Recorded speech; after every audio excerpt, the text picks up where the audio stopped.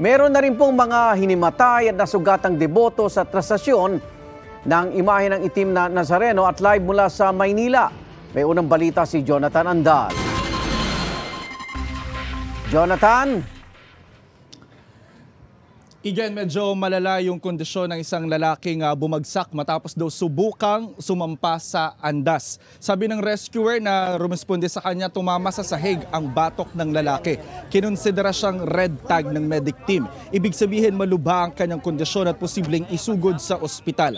Isang babae naman ang nawalan ng malay matapos humawak sa lubid ng andas. Ayon sa kanyang partner, palayo na sila sa lubid ng kapusin ng hininga ang biktima.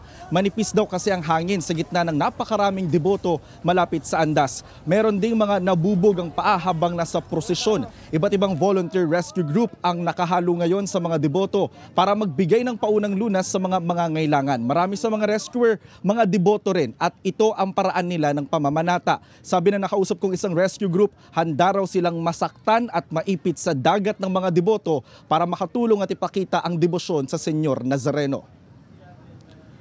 Igan, doon sa pinuntahan nating isang rescue group ay nasa 8 na yung kanilang mga na-attendan for medical attention. Karamihan doon yung mga nakatapak ng matatalim na bagay o natusok o nasugatan, pero meron ding mga nahilo at nahimatay. Igan?